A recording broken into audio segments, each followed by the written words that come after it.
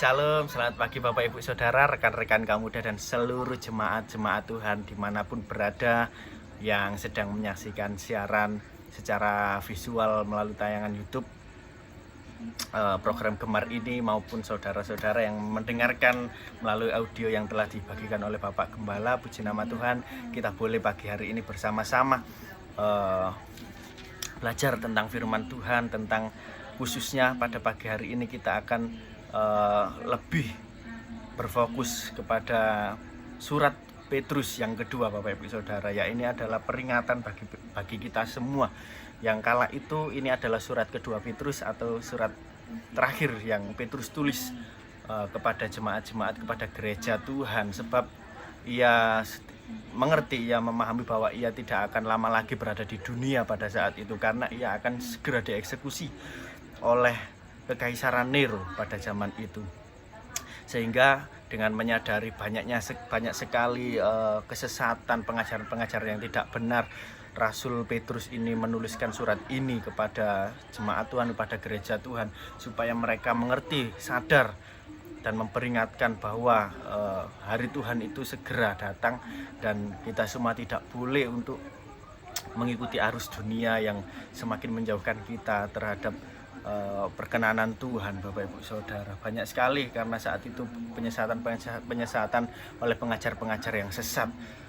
Dan Bapak Ibu Saudara, mungkin pada saat hari ini, pagi hari ini adalah sekali lagi peringatan untuk Bapak Ibu Saudara dan juga saya, untuk boleh menyampaikan renungan tentang hari Tuhan pada pagi hari ini, yaitu di 2 Petrus pasal yang ketiga, Bapak Ibu Saudara. Kita mulai baca di ayat yang ketiga saja, Bapak Ibu Saudara. Ya, kita baca di ayat yang ketiga bersama-sama. 1, 2, 3. Yang terutama harus kamu ketahui ialah bahwa pada hari-hari zaman akhir akan tampil pengejek-pengejek dengan ejekan-ejekannya, yaitu orang-orang yang hidup menuruti hawa nafsunya. Kata mereka, di manakah janji tentang kedatangannya itu? Sebab sejak bapak-bapak leluhur kita meninggal, segala sesuatu tetap seperti semula pada waktu dunia diciptakan. Amin. Bapak Ibu Saudara, dari 2 ayat tersebut Rasul Petrus memperingatkan kita bahwa banyak sekali pengejek-pengejek, orang-orang di dunia ini yang ingin melemahkan iman kita, iman kepercayaan kita kepada Tuhan Yesus Kristus, kepada pengajaran Tuhan. Mereka tidak mau percaya, mereka tidak mau mendengarkan. Dikatakan mereka sengaja tidak mau tahu, sengaja, Bapak Ibu Saudara, tidak ingin tahu tentang pengajaran Tuhan, tentang pengertian-pengertian yang Tuhan ajarkan kepada kita, Bapak Ibu Saudara. Jadi mereka ada untuk melemahkan kita. Tetapi Bapak Ibu Saudara, di ayat yang ke-8 Petrus mengatakan, akan tetapi saudara-saudara yang kasih, yang satu ini tidak boleh kamu lupakan, yaitu bahwa di hadapan Tuhan 1 hari sama seperti 1000 tahun, dan 1000 tahun sama seperti 1 hari. Tuhan tidak lalai menepati janjinya, sekalipun ada orang yang menganggapnya sebagai kelalaian, tetapi ia sabar terhadap kamu karena ia menghendaki supaya jangan ada yang binasa, melainkan supaya kamu semua orang berbalik dan bertobat. Kita stop sampai ayat yang ke-9 ini, Bapak Ibu Saudara. Nah, Rasul Petrus mengatakan Tuhan ini tidak lalai. Jika banyak orang pengejek-pengejek yang mengatakan bahwa mana ada hari Tuhan, nggak ada, dari dulu ya sudah seperti ini saja, nggak ada yang namanya hari Tuhan. Tetapi Rasul Petrus memperingatkan kita bahwa Tuhan itu tidak lalai, Bapak Ibu Saudara.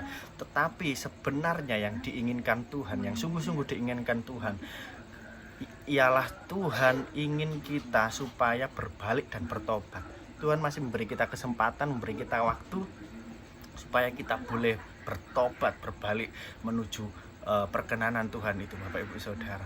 Bukan berarti Tuhan lalai, ternyata tidak ada hari kiamat dan sebagainya, kok sampai sekarang ini, bahkan sampai ada manusia yang mau menuju ke Mars dan sebagainya, bla bla bla. Tetapi itu bukan menunjukkan bahwa Tuhan itu lalai. Tetapi Bapak Ibu Saudara, Tuhan memberi kita kesempatan untuk boleh kita bertobat, berbalik, Bapak Ibu Saudara. Seperti itu, Bapak Ibu Saudara. Itu adalah sebuah peringatan buat kita semua, buat hari-hari ini. Karena Bapak Ibu Saudara, banyak sekali hari-hari ini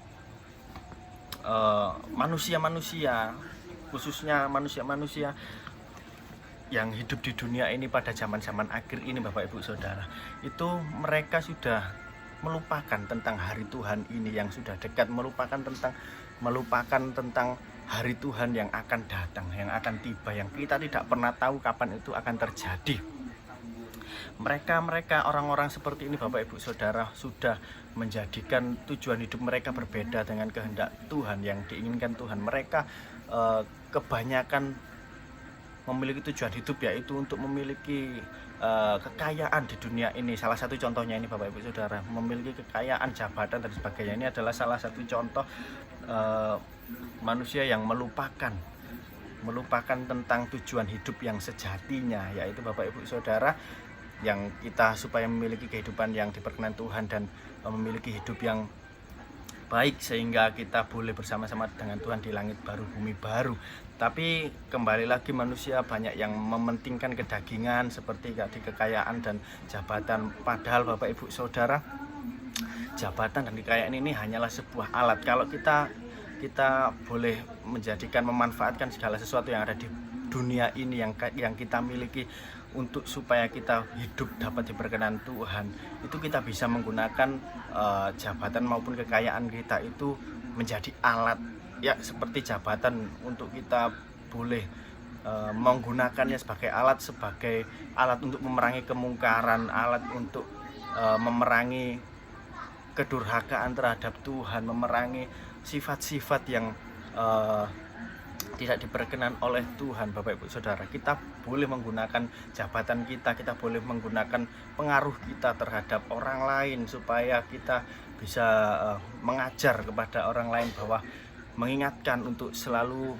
siaga bahwa kedatangan Tuhan itu akan segera datang. Bapak Ibu Saudara, dengan kekayaan kita boleh menjadikan kekayaan itu sebagai alat, Bapak Ibu Saudara, alat untuk mengajar kebaikan, mengajar tentang kebaikan, tentang pengajaran Tuhan kepada sesama, kepada orang-orang yang belum mengerti, Bapak Ibu Saudara.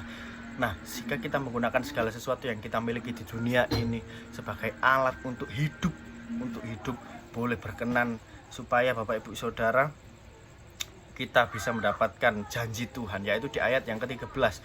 Tetapi sesuai dengan janjinya kita menantikan langit yang baru dan bumi yang baru di mana terdapat kebenaran. Nah, ini Bapak Ibu Saudara, kita tidak boleh melupakan, tidak boleh terlena ini yang benar kata-katanya, terlena akan gemerlap dunia ini, tetapi kita menggunakan apa yang kita miliki di dunia ini untuk boleh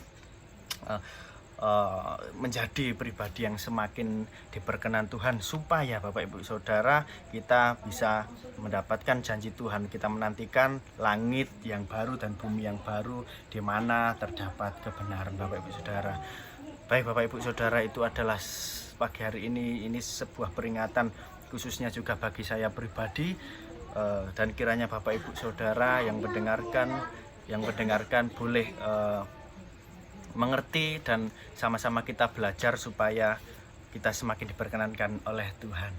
Puji nama Tuhan, kita akan berdoa untuk mengakhiri Gemar pada pagi hari ini.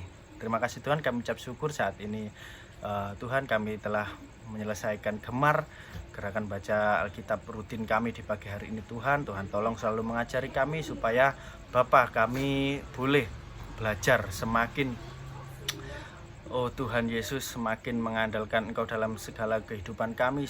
Pengajaran Engkau Tuhan kami pegang dengan teguh, kami pegang dengan erat Bapa, dan kami tidak terlena akan dunia ini, karena kami tahu Tuhan hari-hari Tuhan itu akan segera hadir, akan segera datang. Tuhan Yesus, kami tidak pernah tahu Bapa, oleh karena itu kami ingin selalu Tuhan Yesus menjadi orang yang saleh, orang yang suci Bapa. Kita ingin Tuhan Yesus menjadi anak-anak-Mu yang hidup dengan suci dan kesalehan Bapa. Terima kasih Tuhan, terima kasih. Sebentar kami juga akan melanjutkan segala kegiatan aktivitas kami. Tuhan tolong mengurapi kami, dan Tuhan membuat berhasil apapun yang kami kerjakan Tuhan. Terima kasih, kami sudah berdoa dan mengucap syukur. Haleluya, amin. Sampai jumpa di Gemar selanjutnya. Puji nama Tuhan.